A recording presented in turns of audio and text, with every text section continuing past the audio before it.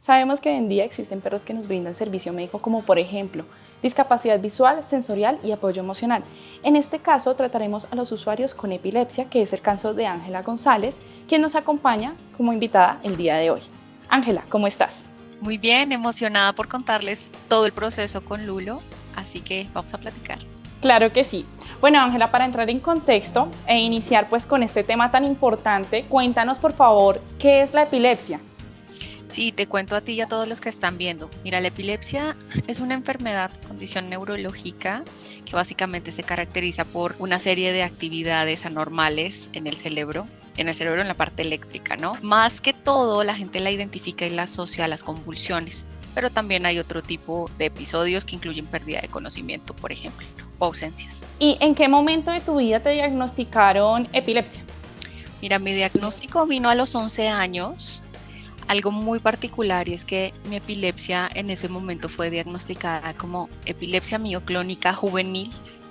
¿Y qué crees? Pasaron los años y aunque mi familia llegó a pensar que era algo temporal, no se fue, ¿no? Tengo yo hoy 36 años y sigo con mi medicamento, con mis controles y con la epilepsia, ahora bajo un diagnóstico distinto, como puedes imaginarte, pero esa parte de juvenil creo que generó algunas expectativas de que se iba a ir, ¿sabes? Bueno, eso no pasó, pero aquí seguimos. ¿Pero sigues todavía con esas mismas expectativas que quizás en algunos años se pueda ir? Mira, hay opiniones interesantes en los doctores porque algo que me han enseñado es que sobre todo nosotras las mujeres con cambios hormonales como muy fuertes en el cuerpo, hay una posibilidad de que entre en modo recesivo, ¿no? Cambios hormonales como el desarrollo en la adolescencia, el embarazo, por ejemplo, la menopausia. Entonces hay personas que pueden nacer siendo epilépticas y en la adolescencia entran en modo recesivo o pasivo, o al revés, un poco como fue mi caso, en la adolescencia, en el cambio hormonal, se activó. Así que bueno, hay una ventana por ahí de esperanza, pero no la alimento, no la alimento. Con este tema que me cuentas, digamos, entiendo yo que quizás puede dar como los síntomas o la epilepsia como tal, diferente tanto en hombres como en mujeres. Pues mira, en mi caso muy puntual, yo creo que empezó desde más niña, como desde los 8 o 9 años, tenía unas migrañas muy fuertes, que en su momento yo como niña no podía verbalizar que era una migraña, ¿no? Y no podía identificar que era una migraña. Yo sentía que se me iba a caer la cabeza, literal, así, literalmente. Con el tiempo, lo que pasó es que esas migrañas empezaron a crecer, empezaron a hacerse más continuas. Y hubo un punto en el que la migraña dejó de ser solo una migraña, sino que vino una convulsión un día. Como te puedes imaginar, natural a la edad, pues vinieron muchas pruebas de azúcar, ¿no? Tensión, tiroides, etc. Pero digamos que la convulsión en sí misma fue un punto, digamos que importante para enfocar todo hacia la parte neurológica. En este momento, ¿qué conducta de tu cuerpo como que indica que va a haber una crisis de epilepsia en este momento de tu vida? Sí, mira, varía mucho de persona a persona y eso quiero dejarlo claro porque esta es mi experiencia, ¿no? Pero para cada persona se manifiesta de maneras distintas. Hay personas, y me incluyo en ese grupo, que tenemos auras, ¿no? Auras quiere decir que de repente tienes como luces, ¿no? O tengo un leve temblor o movimiento en la mano que me avisa y me anticipa qué va a pasar. Lo que pasa es que no siempre te avisa, ¿sabes? Entonces, bueno, varía mucho de usuario a usuario. Y en este tema, digamos, ¿cómo manejas una crisis en tu día a día? Quizás pues cuando conduces, vas al trabajo, haces deporte, ¿cómo haces? Mira, yo tengo un patrón muy particular y es que mis crisis tienden a ocurrir mucho más en la mañana, como en este periodo entre que me despierto, ¿no? Y me estoy como arreglando. Entonces mis crisis tienden a ser más comúnmente en ese horario del día y de alguna manera me permite dos cosas. Uno, estar en casa, entonces si me siento mal, ¿no? O de repente me siento un poco como aturdida o con dolor de cabeza, la verdad me da posibilidad de hacer una pausa, ¿no? Recostarme, tomar un respiro. Obviamente la parte oscura de esto es estando mucho más niña, las convulsiones que llegué a tener en la ducha, por ejemplo. Por lo mismo, te diría que la disciplina con mis medicamentos ha sido absolutamente importante para poderme mantener sin convulsiones. Ya van a ser casi 11 años. Súper. Bueno, Ángela, hablemos de Lulo, quien es alguien muy importante y significativo en tu vida. ¿Cómo llegó Lulo a tu vida, Ángela? Bueno, Lulo, para los que nos están viendo, Lulo es mi perro de servicio. Es un precioso Golden Doodle digo yo un poco accidental, ahorita les voy a contar de eso. Tiene 9 meses y es hoy en día mi perro de servicio, mi roomie, le digo yo con cariño, ¿no? Es mi roomie, es mi perro de servicio y es ese ser, creo yo, que llegó del cielo con ese propósito de alertarme antes de que ocurran las crisis y me acompaña en ese momento, ¿no? Que es un momento que tiende a ser tenso, que tiende a ser difícil, ¿no? Que en un segundo te dibujas muchos escenarios, pero Lulo siempre ha estado ahí y está ahí. ¿De qué manera impactó Lulo, digamos, a tu vida y a manejar este tipo de crisis? Mira, te cuento. Lulo es un perro de servicio que está formado en alerta médica para epilepsia. Es un proceso de formación que tiende a durar más o menos 2 años, 2 años y medio, ¿no? Es un entrenamiento bastante completo. En el caso de México, puntualmente, nosotros estamos con una fundación y el entrenamiento se divide como en 3 etapas, ¿no? 3 niveles. El nivel 1 tiene un nombre que me encanta, se llama Buen Ciudadano Canino, que es básicamente donde el ejemplar, porque para esto no se les llama perros, se les llama ejemplares, el ejemplar demuestra su comportamiento, ¿no? Por decirte, ¿no? En lugares públicos, en el metro, en el teatro y demás. Ese es el nivel 1, que es como un entrenamiento estándar, por así decirlo. Nivel 2 es el nivel de alerta médica, que es ese momento en el que ya el perro es capaz de anticipar la crisis, alertar al usuario y ponerse en posición de contingencia haciendo acompañamiento, ¿no? El nivel 3, que es como el avanzado, es ese momento en el que el perro no solamente te alerta, hace la contingencia, sino que también es capaz de alertar a otros y buscar ayuda. Ese entrenamiento incluye cosas como abrir la puerta, aprender a tocar el timbre del vecino, por ejemplo, si estás tú en un lugar de trabajo o en la oficina, enseñarle, Lulo, si algo ocurre puedes ladrar 3 veces o puedes ir a esta oficina y busca ayuda en esta oficina, ¿no? Entonces es un proceso que es largo, es un proceso que es a la vez muy bonito, muy enriquecedor, también de mucha paciencia, porque es entrenarlo a él un poco como a renunciar a su instinto y a estar ahí para apoyarte. Obviamente es una mezcla de comandos, ¿no? Como puedes imaginarte, muy puntuales, muy precisos, y bueno, es una cosa que también tiene mucho que ver Lulo en su comportamiento, en su carácter, en su olfato, ¿no? En su disciplina. Así que él tiene que hacer su parte, pero yo también tengo que hacer la mía. Total. ¿Cómo supiste o cómo llegaste como a direccionarte de que habían ejemplares de asistencia? Ay, amo tu pregunta porque esta era una opción que estuvo sobre la mesa con mi neuropediatra, como te puedes imaginar, hace muchísimos años. O sea, hago cuentas y ya son casi 20 años de eso. Pero en ese momento era algo muy lejano porque habían disponibles perros en Alemania, pastores alemanes justamente, y tú te metías en una lista de espera de años y costaba miles de dólares, ¿no? Entonces era algo extremadamente lejano, ¿sabes? O sea, hasta cierto punto parecía totalmente imposible. Suelen usarlos mucho más y recomendarlos, digamos que para pacientes, justo por la limitación, ¿no? Digamos la escasez en ese momento de oferta que había para pacientes que tienen varias convulsiones en un mismo día, ¿no? Te estoy hablando que hay personas que convulsionan 15, 20 veces en un mismo día, ¿no? Entonces, obviamente el perro puede hacer la diferencia entre la vida y la muerte de un paciente. Y por lo mismo las listas de esperas no solamente es como apúntate a esperar, sino que bajo ciertos criterios tú también entras en esas listas, ¿no? Entonces era algo muy lejano. ¿Qué pasó? Hace más o menos un año yo empecé a soñar que tenía un perro. Y en este sueño era un perro, un salchicha, un tekel. Y yo soñaba que abrazaba al perro, ¿no? Así como un bebé, ¿no? Como un ramo de rosas. Y yo me despertaba y decía, llorando, decía, no quiero que se vaya el perro, pero piensa que era un perro que yo no tenía, que ni siquiera, creo que al día de hoy ni siquiera he podido cargar uno en persona. Y empiezo yo a investigar todo sobre la raza, ¿no? Su comportamiento, su olfato, su descendencia, todo. Yo clavadísima. Estuve así una semana. El segundo domingo, de repente leí un artículo y al final del artículo me salen como unos links sugeridos y decía algo como perros de alerta médica, perros de servicio de alerta médica para epilepsia en México. Y fue un aha moment, así les digo yo, ¿no? Fue como este momento en el que dije, ajá, y mi celular se cayó, literal, en decir, bueno, ¿de verdad estoy buscando lo que yo quiero o lo que yo necesito?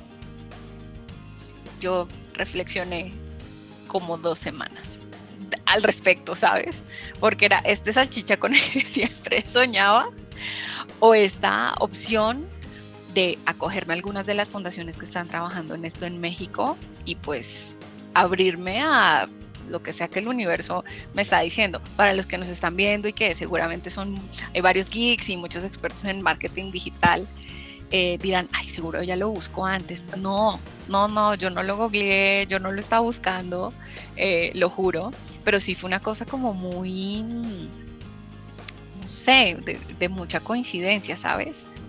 Eso te iba a decir, ¿cómo lo llamas? ¿Cómo llamas como ese impacto que todo empezó por un sueño?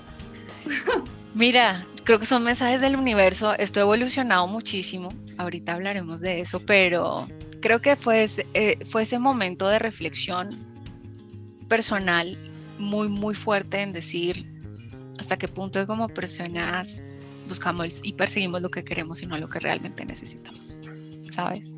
Y bueno, ahí conecté yo con varias fundaciones, me quedé conectada con una en particular ya como usuaria y después de todo el proceso de valoración y evaluación, ya yo fui aceptada formalmente y empezamos la búsqueda del ejemplar.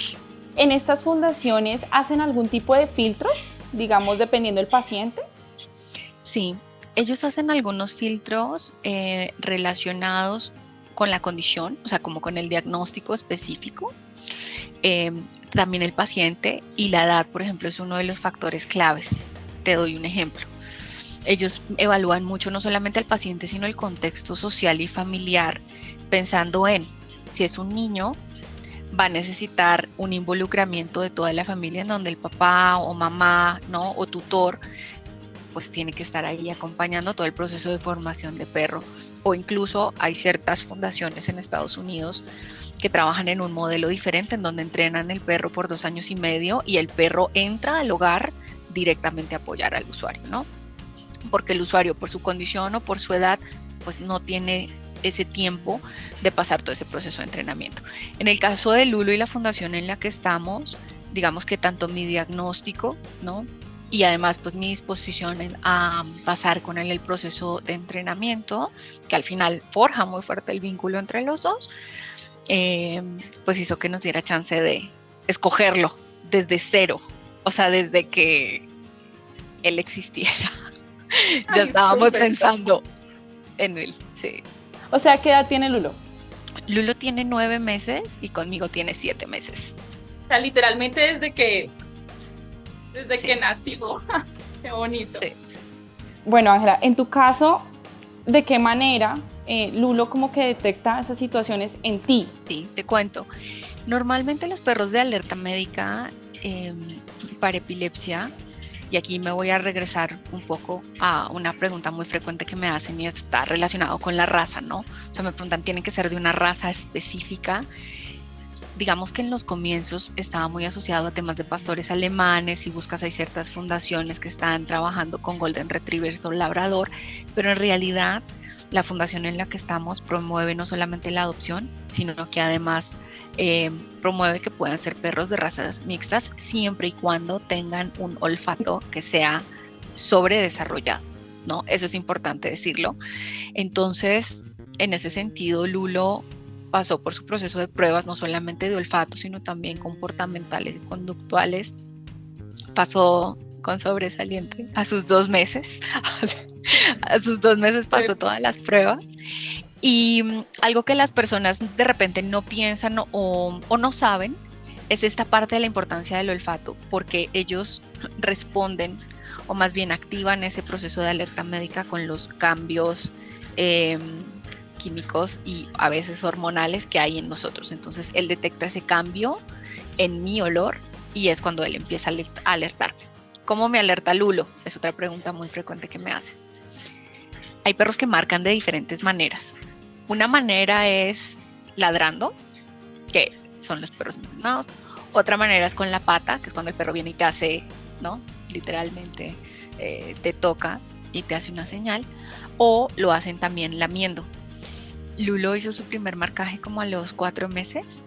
Y lo que hace Lulo es que Lulo viene y se acerca conmigo y empieza a lamerme esta parte de la muñeca, esta parte interna, ¿no? Yo sé que cuando él me lame aquí o acá, bueno, estamos jugando y es beso, si quieres llamarlo así, pero cuando se queda aquí muy fijo lamiendo esta parte, ya yo sé que es un marcaje. Y es algo que decidimos con su entrenadora mantenerle, ¿no? O sea, como que respetamos esa forma natural que él tuvo de hacer el marcaje y la hemos mantenido.